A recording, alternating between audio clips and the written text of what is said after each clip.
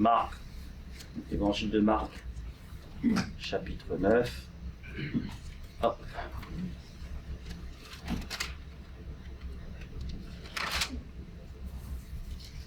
À partir du verset 14.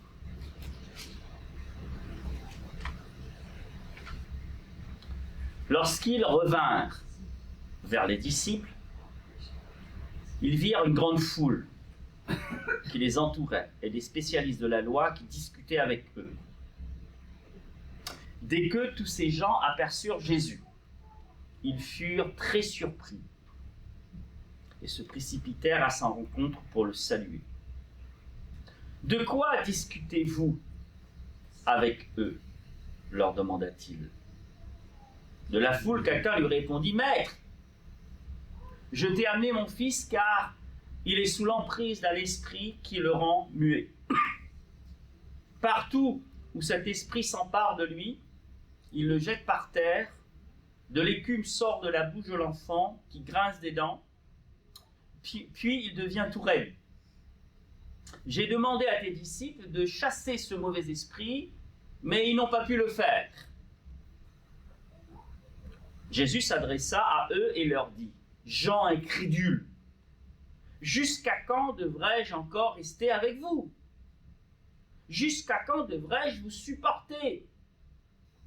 Amenez-moi l'enfant. » On le lui amena, mais dès qu'il vit Jésus, l'esprit mauvais agita convulsivement l'enfant et le jeta par terre.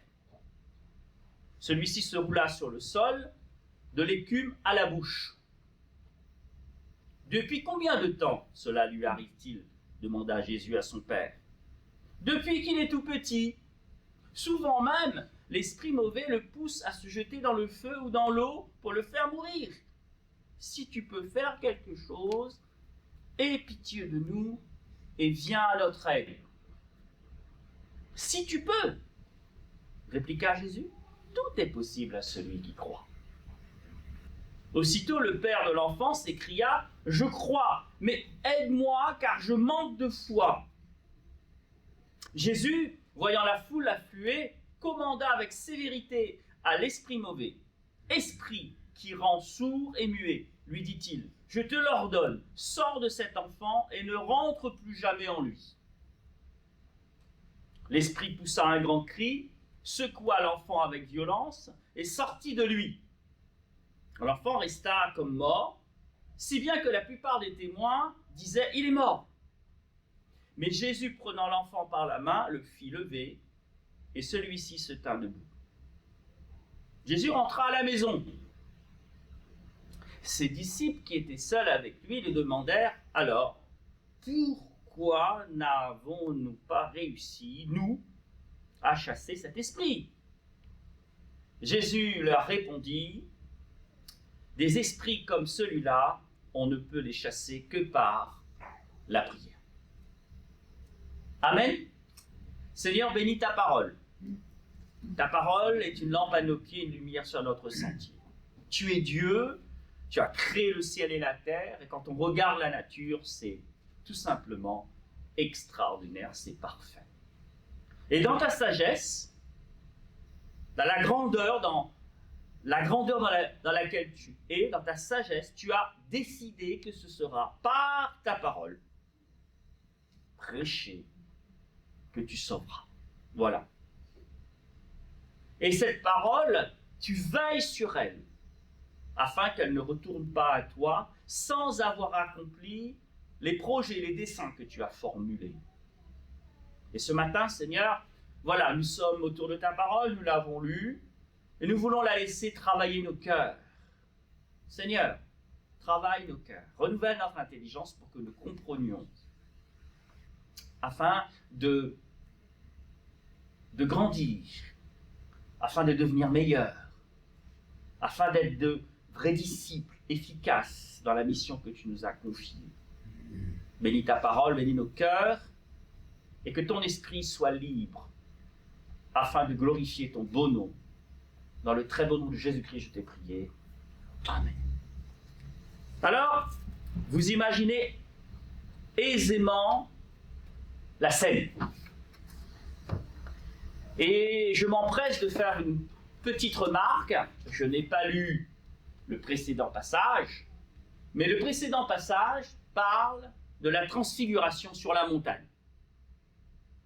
Je m'empresse aussi d'ajouter qu'on peut faire une corrélation entre Moïse qui s'est trouvé sur le mont Sinaï, là où Moïse va recevoir les tables de la loi, et là aussi il a reçu une révélation, la loi de Dieu, et ensuite il est resté dans la présence du Seigneur 40 jours et 40 nuits, et il est descendu, et là la scène est quasiment identique.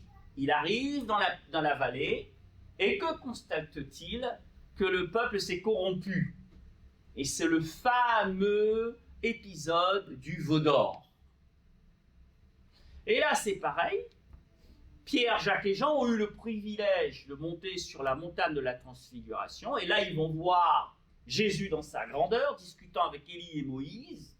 Ça va être une révélation grandiose. Et Jésus va même leur dire, ne dites rien avant que le Fils ne soit glorifié. Et ensuite, il descend.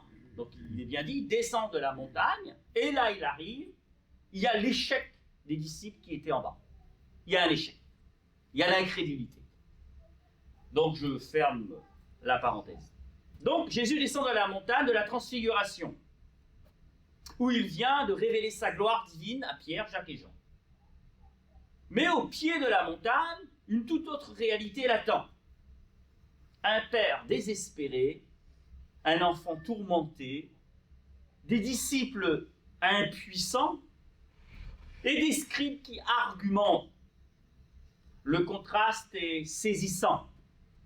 La gloire céleste d'un côté, la souffrance humaine et l'échec humain de l'autre côté.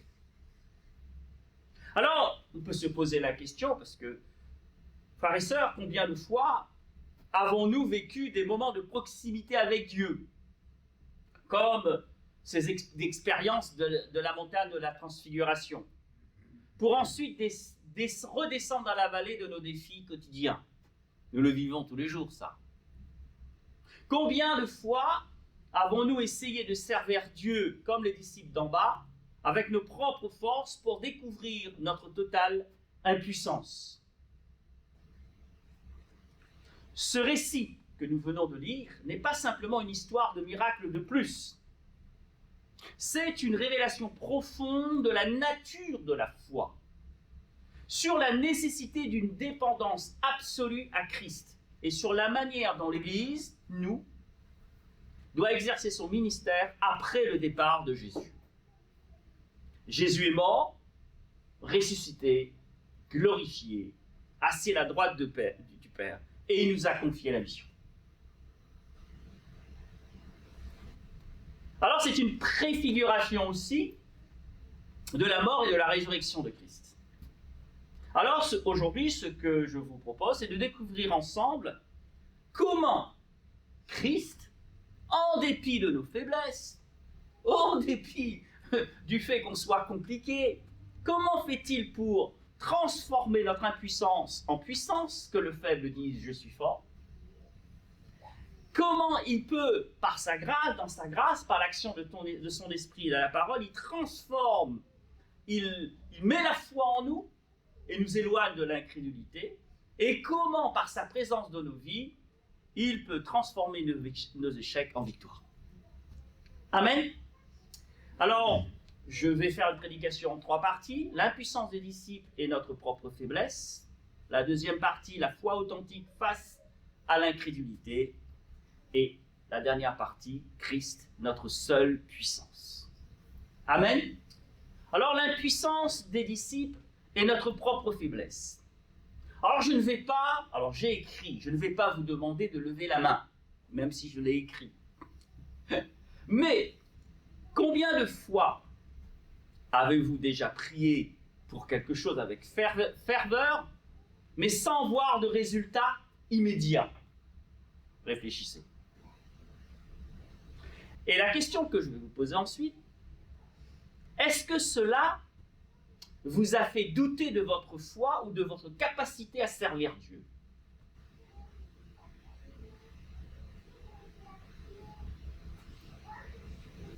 Alors moi, parfois, je coche les deux cases. Eh bien, ce passage nous montre qu'on n'est pas tout seul. Qu'on n'est pas tout seul. Les disciples eux-mêmes ont vécu cette expérience déchirante.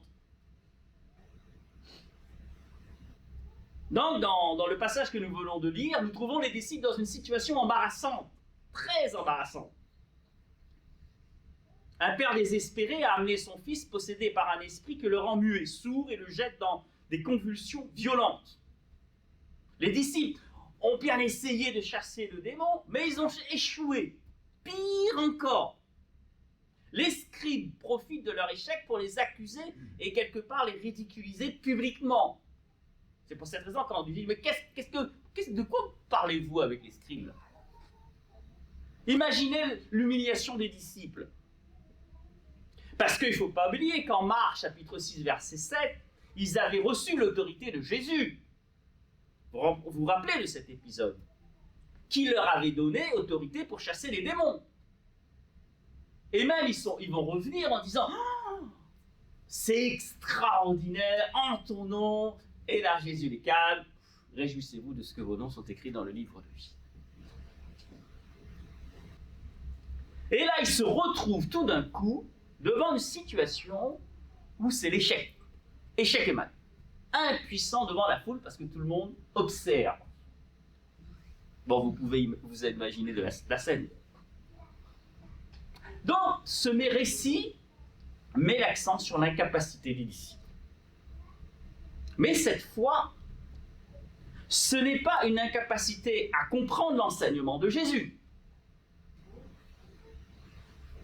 C'est une incapacité à agir, à exercer le ministère qui leur a été confié. Alors, la question qu'on doit se poser, donc, le récit est écrit de telle manière que nous rentrons dans le récit et effectivement, on arrive. Qu'est-ce qui s'est passé? Pour quelle raison ils n'ont pas réussi? Alors, pourquoi ont-ils échoué? La réponse viendra plus tard. Mais d'abord, reconnaissons notre propre reflet dans ce miroir.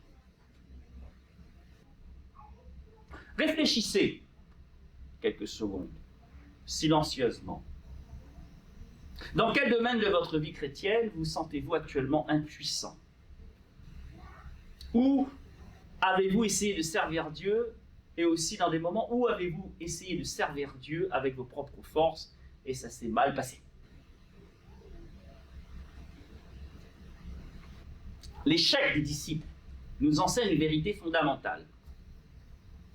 Le ministère chrétien ne repose pas sur nos capacités, notre expérience passée ou même notre position spirituelle.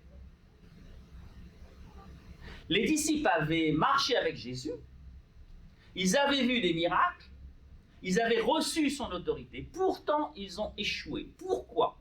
Parce qu'ils ont oublié que toute puissance vient de Christ et de Christ seul. Ce passage nous instruit, l'Église, sur son ministère après le départ de Jésus. Au verset 9, nous lisons, Jésus dit « Ô génération incrédule, jusqu'à quand serai-je avec vous ?» Parce qu'il sait qu'il va partir. Cette question préfigure son départ imminent et soulève une interrogation cruciale.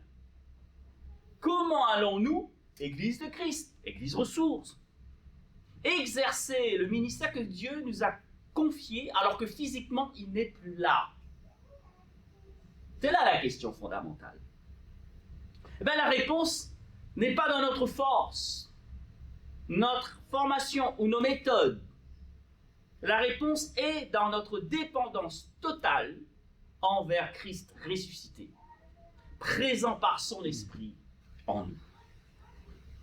Les disciples ont échoué parce qu'ils ont agi de manière autonome, oubliant que sans Christ, ils ne peuvent rien faire. Jean 15, verset 5. Alors aujourd'hui, combien d'entre nous fonctionnent comme ces disciples?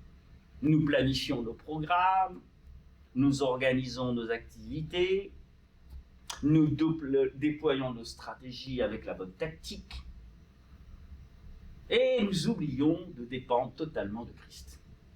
Alors, Christ n'est pas contre les méthodes, mais il veut quand même qu'il soit le premier.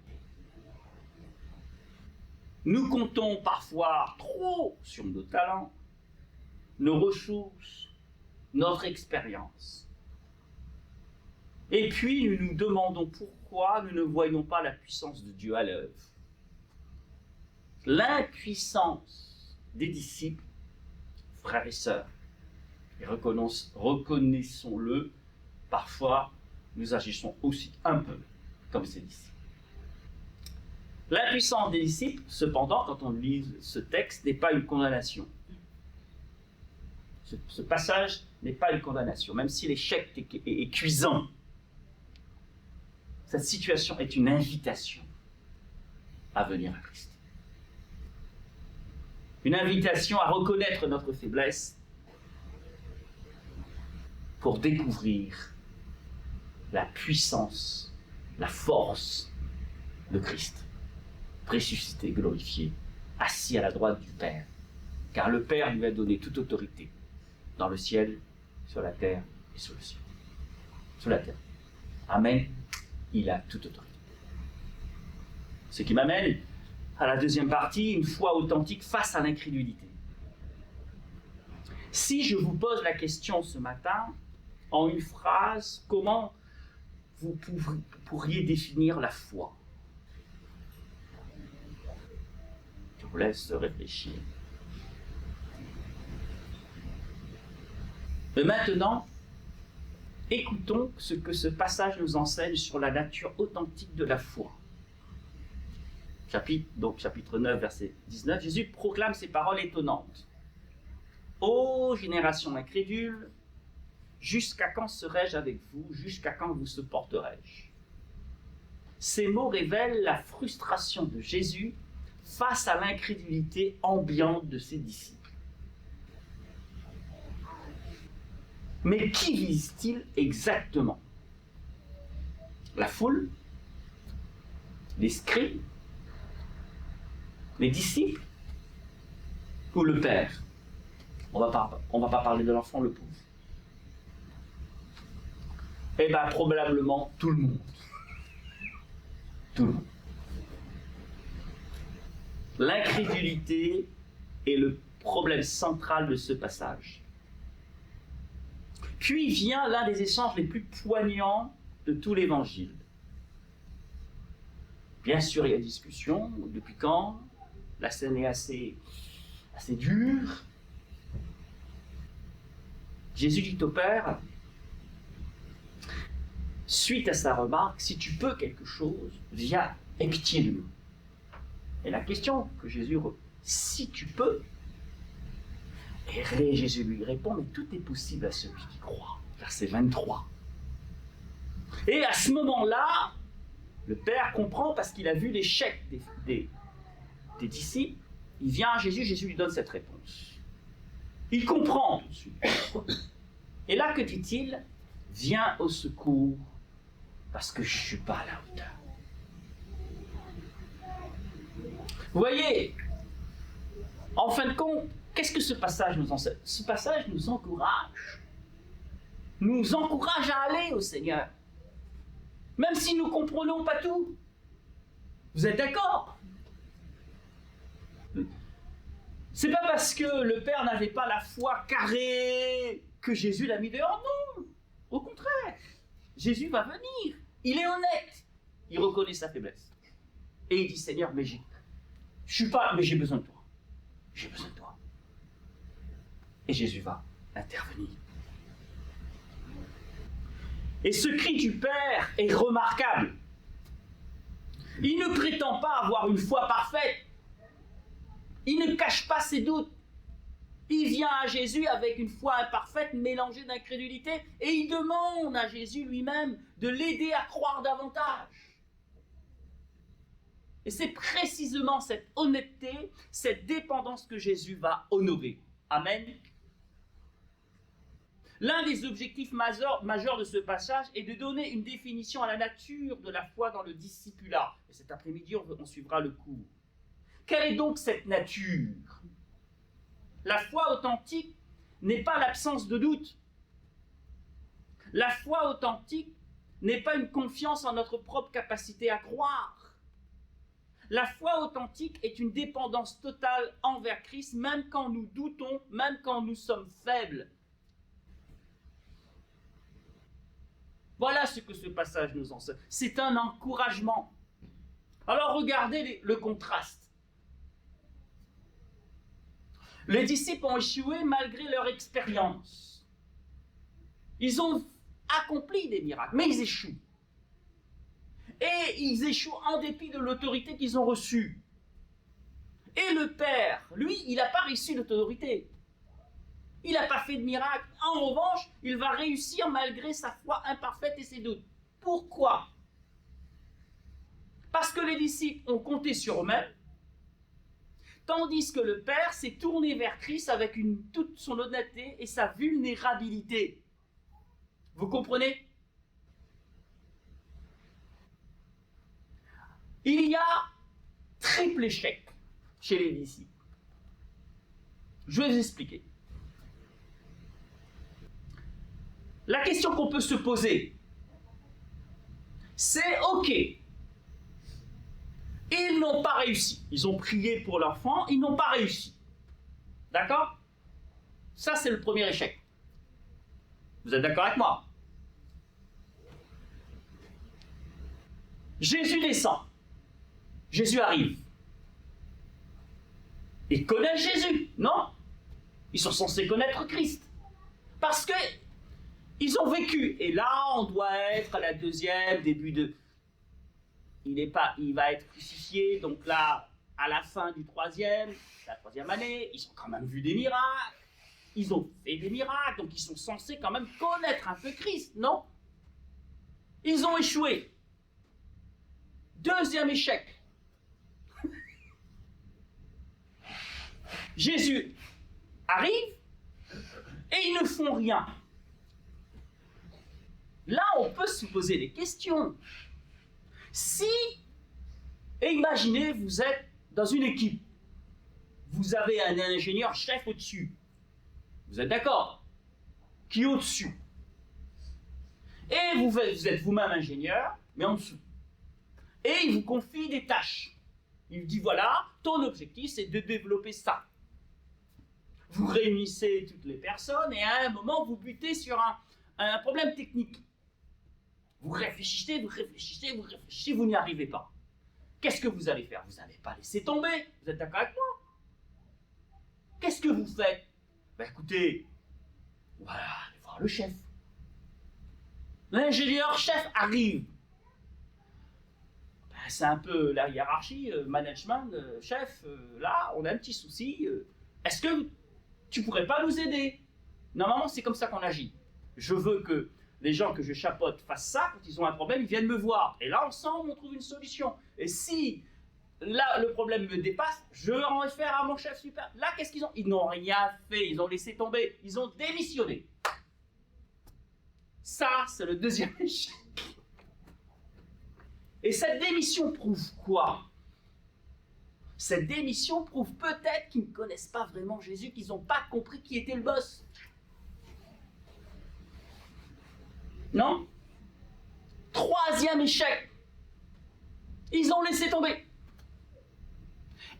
Au lieu de prendre l'enfant et de dire, bah, on va aller voir Seigneur Jésus parce qu'il est là, et ils n'ont même pas fait ça. Troisième échec.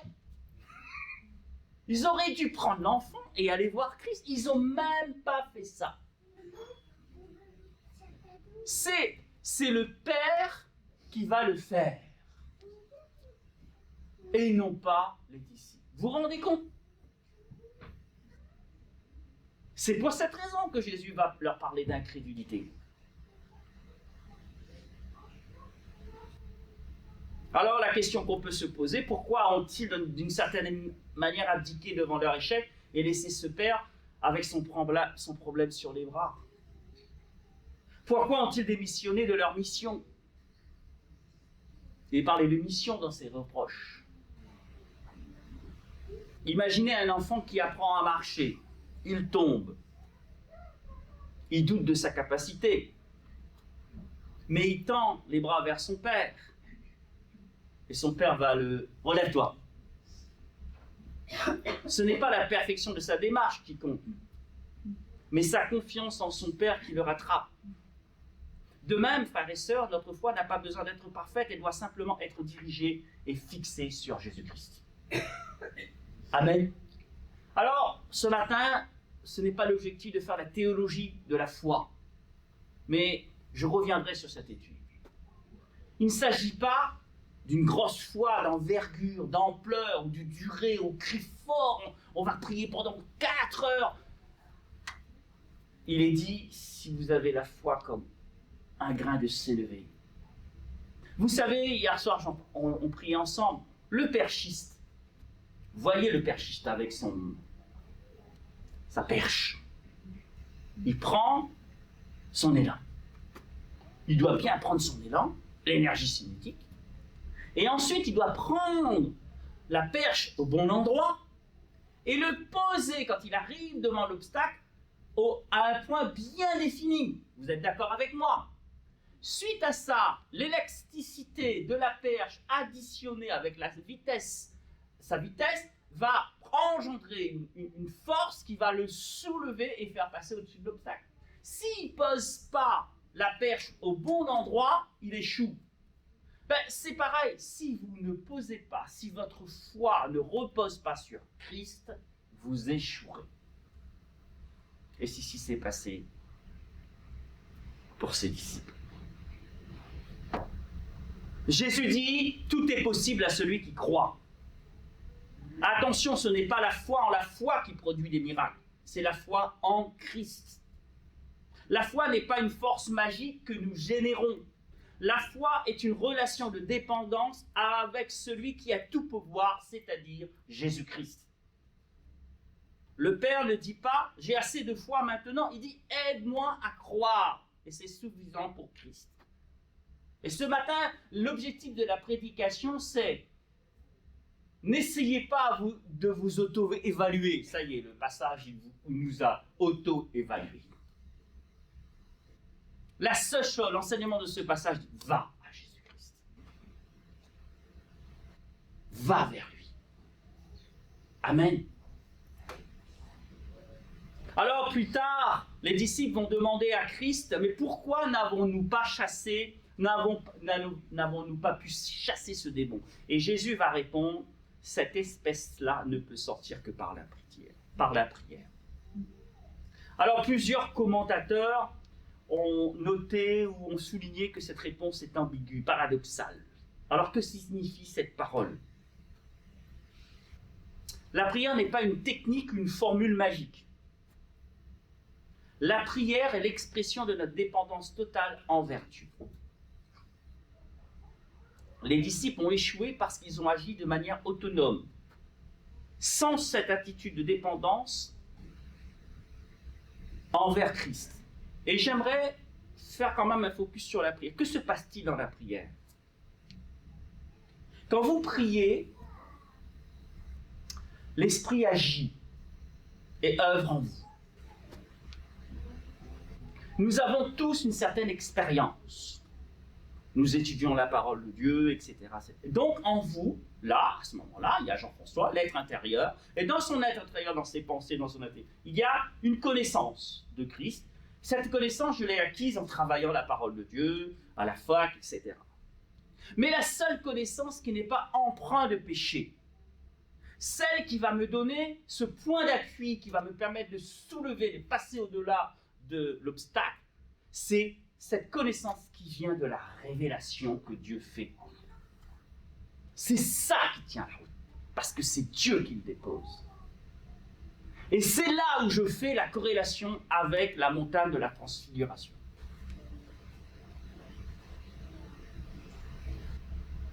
Que s'est-il passé sur la montagne de la transfiguration? Il y a eu une révélation. Si vous voulez être efficace dans la vallée, il faut monter à la montagne de la transfiguration. Et l'image de la montagne, c'est l'image de la prière. Et souvent, quand j'appelle Justin, et la première fois, je n'avais pas compris. Il me dit, je vais à la montagne. Alors, dans ma tête, je lui dis, mais il n'y a pas de montagne à Vaux-sur-Seine. Je lui dis, mais il va à la montagne où? Et c'est Isabelle qui me répond, mais ça veut dire la prière. Je dis, ah oui, mais c'est vrai. Ah, la montagne. À la montagne de l'Éternel, il sera pourvu. Christ, notre seule puissance, je ne veux pas être trop long.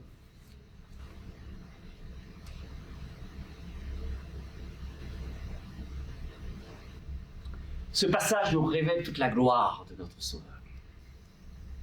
Alors regardons ensemble tout ce qu'il va faire. Premièrement, Christ est celui qui descend de la gloire pour entrer dans notre souffrance. Il n'a pas regardé comme une proie arrachée d'être égal à Dieu, mais il s'est dépouillé. Il est la deuxième personne de la Trinité. Notre foi est trinitaire. Au sein de l'éternité passée ou de l'éternité, les trois personnes de la Trinité ont discuté. Et Kevin Moser dit, passer leur temps à discuter. Je n'irai pas jusque-là, mais bon. Mais il parlait de quoi? De ce qu'il fallait faire. Il y a 2000 ans de cela, le Fils décide de s'incarner. Il prend notre nature humaine. Et l'objectif, c'est de révéler l'amour de Dieu. Comment accéder à Dieu? Et il devait être l'agneau du sacrifice, cela nous a été rappelé lors de la Sainte Seine. Donc il descend de sa gloire.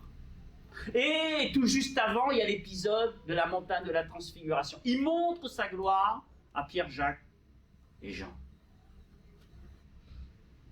Et il descend dans la vallée, là où il y a la souffrance humaine.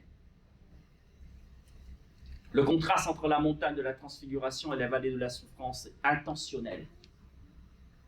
Kevin Van Hooser, dans The Christian Hermeneutics, va développer la transfiguration comme le lieu de la révélation. Sur la montagne, Jésus a révélé sa gloire divine à 3 disciples. Dans la vallée, il rencontre un enfant tourmenté, un père désespéré, les disciples impuissants. Les commentaires soulignent que les prédicateurs ont souvent contrasté les gloires de la montagne et les agonies de la vallée. Une telle application est possible. Mais voici la beauté de ce passage de l'Évangile. Jésus ne reste pas sur la montagne.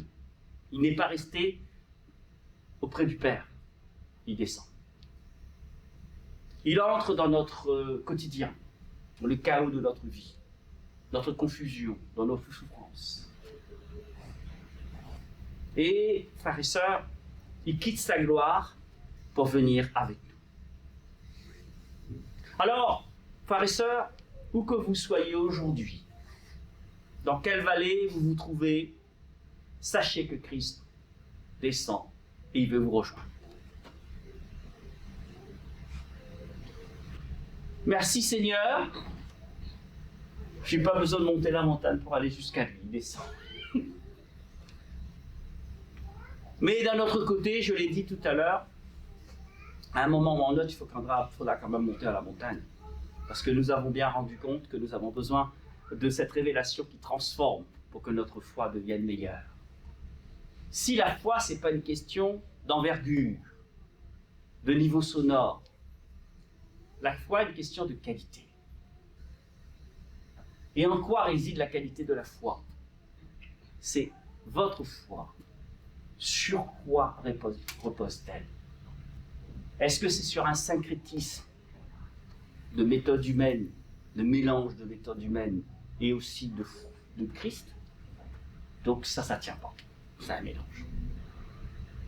Et c'est ce qui s'est passé pour les disciples. À un moment, parce qu'ils avaient fait des miracles, ils se sont pris pour je ne sais pas qui, Superman.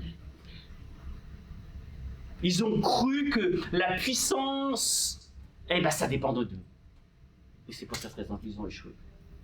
Et dans la prière, lorsqu'on passe du temps dans la prière, par l'Esprit, Dieu remet de l'ordre dans nos pensées. Et je parlais de Jacob ce matin. Dans ce moment de combat, de prière avec Dieu, Dieu va remettre de l'ordre. Et il fallait qu'il y ait un problème de hanche. Il brise. Vous n'oubliez jamais que Dieu répondra à la prière qui respecte ses exigences. Et s'il a décidé de vous bénir, il va vous demander de respecter ses exigences. Alors de deux choses l'une. Soit vous comprenez et il peut bénir facilement, soit vous ne comprenez pas vite et il va faire ce qu'il a fait avec Jacob. Il veut vous bénir, donc il va vous bénir, mais à un moment, il va remettre un petit truc en ordre. Il va vous vaincre. Et merci Seigneur de ce qu'il ne nous laisse pas tomber. Amen. Il ne nous laisse pas tomber. La grammaire de notre foi, la grammaire de nos prières doit être Christ. Alors la deuxième chose aussi que nous pouvons mettre en avant, Christ est celui qui a toute autorité sur les puissances des ténèbres. À la croix, il a vaincu. Il a annulé les ordonnances qui nous condamnaient. Il a livré en spectacle les dominations des autorités. Quand on regarde comment Jésus agit, quand il voit la foule accourir, il commande à l'esprit impur. Esprit muet et sourd, je te l'ordonne, sors de cet enfant et ne rentre plus. Je fais juste une petite parenthèse. Il ne touche pas l'enfant. Et beaucoup des miracles de Christ, lorsque la personne est possédée, il ne met pas la main dessus. Il ne discute pas. Il ne commence pas au fait, quel est ton nom, etc., etc. Même à un moment, on s'est dit, mais le Gadarénien, mais il a posé la question à l'homme. Et c'est le démon qui a répondu. Il ne discute pas, lui, il chasse. Il ne joue pas. Et là, il ordonne. L'esprit sort en poussant des cris et en provoquant de violentes convulsions. L'enfant devient comme mort, au point que plusieurs disent il est mort, mais Jésus le prend par la main, le relève et il se tient debout. Cet récit préfigure la mort et la résurrection de Christ. L'enfant devient comme mort, puis Jésus le relève. Le verbe grec utilisé pour la résurrection, c'est exactement le même verbe qu'il est utilisé pour Christ. Marc nous montre que la puissance de Christ sur les démons est la même puissance qui vaincra la mort elle-même. La puissance de Christ n'est pas limitée. Elle s'étend sur toutes les forces du mal, sur toutes les forces de souffrance et même sur la mort. Il a vaincu la mort à la croix. Et cette puissance est disponible pour nous, disciples de Christ, par la foi en lui. Amen. Et non pas parce que nous sommes forts, mais parce que Christ est tout-puissant. Amen. La troisième remarque que nous pouvons faire, c'est on arrive, il y a un constat d'échec. Non? Transfiguration, constat d'échec. Et à la fin du discours, ok, d'accord, il y a l'échec, mais tout rentre dans l'ordre. Que le nom du Seigneur soit béni. Tout rentre dans l'ordre. Il est capable, lorsque nous l'invitons, à remettre de l'ordre. Mais ce qui est extraordinaire, il remet de l'ordre en donnant les bonnes instructions. Toujours, toujours. Il va montrer le point faible des disciples, parce que les disciples vont venir dans le cercle privé. Pour quelle raison on n'y est pas arrivé? Eh bien, voilà ce que tu dois faire. Et regardez la progression du récit. Les disciples échouent, le Père doute, mais Christ agit avec puissance. L'enfant est guéri.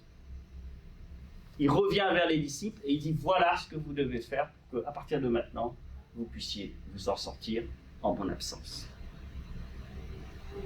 Dans leur échec, dans l'échec des disciples, Jésus ne les abandonne pas, il les instruit. Et Jésus prépare les disciples à leur ministère.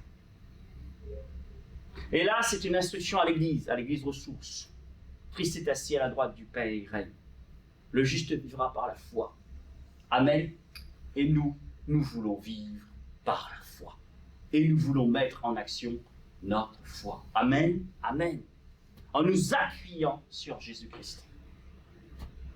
Frères et sœurs, c'est Christ qui nous le demande d'une manière assez directe. Mais au fait, réveillez-vous, qu'est-ce que vous attendez? Ben nous, on veut se réveiller. Il veut continuer à agir dans l'Église. Mais comment? La prière est importante. Et c'est pour cette raison que depuis mardi, nous avons décidé, depuis jeudi, on a une réunion supplémentaire le samedi soir à partir de 20h. Et là, on prie les uns pour les autres. Le jeudi soir, c'est important, mais le samedi soir, c'est des sujets bien précis. Et on ne va pas dans la prière, on ne va pas lâcher. On va prier les uns pour les autres. Et la réunion d'hier soir s'est très très bien passée. On met notre foi en action. On prie pour les frères et sœurs. Amen. Alors pensez à un appareil électrique.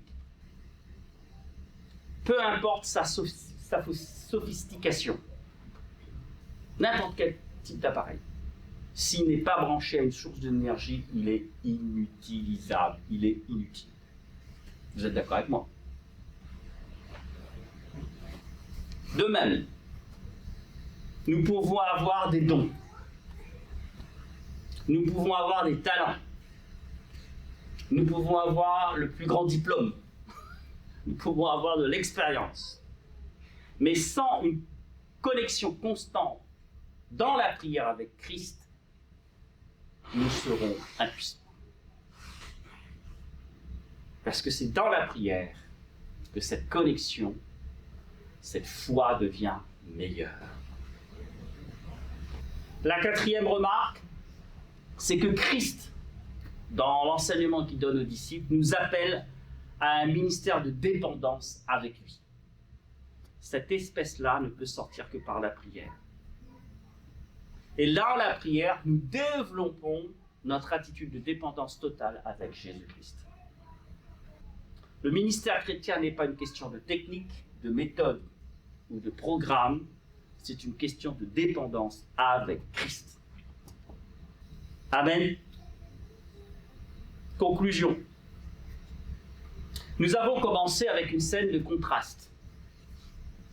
La gloire de la montagne de la transfiguration et l'échec de la vallée.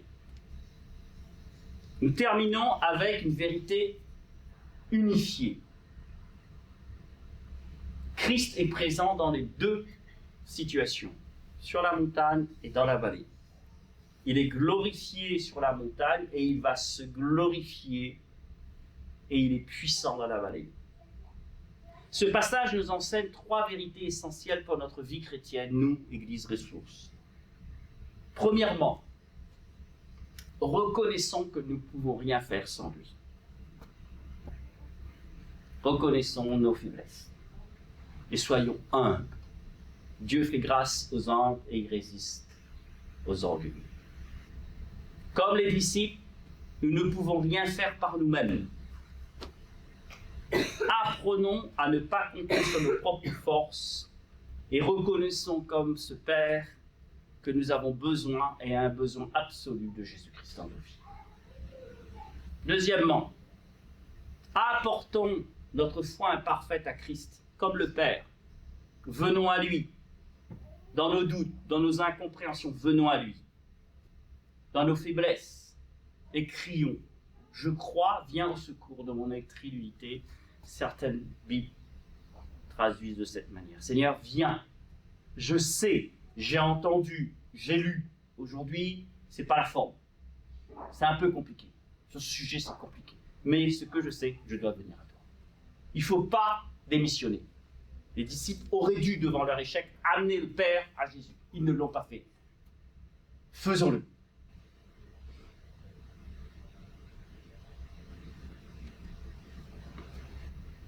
Troisième enseignement, le Seigneur nous appelle à une dépendance totale avec lui, notamment dans la prière, l'étude de sa parole, la fidélité dans les réunions au sein de l'Église. Je le répète, le ministère chrétien, notre force, notre solidité n'est pas une question de capacité humaine, mais de dépendance. divine. Alors que nous allons dans quelques instants quitter ce lieu, parce que là où la parole de Dieu est prêchée, pour retourner dans nos vallées respectives à partir de cet après-midi ou de demain matin, la semaine, nous serons mis devant des défis. Alors ça peut être des défis familiaux, ça peut être des défis professionnels, des défis personnels, bref, des combats spirituels. Mais sachez, frères et sœurs, que nous ne sommes pas seuls. Nous sommes disciples de Jésus-Christ. Et que par son esprit, il est venu tabernacler en nous. Donc par son esprit, il est avec nous. Donc il descend dans nos vallées avec nous. Sa puissance nous accompagne, son esprit nous habite. Et nous sommes plus que vainqueurs par celui qui nous fortifie.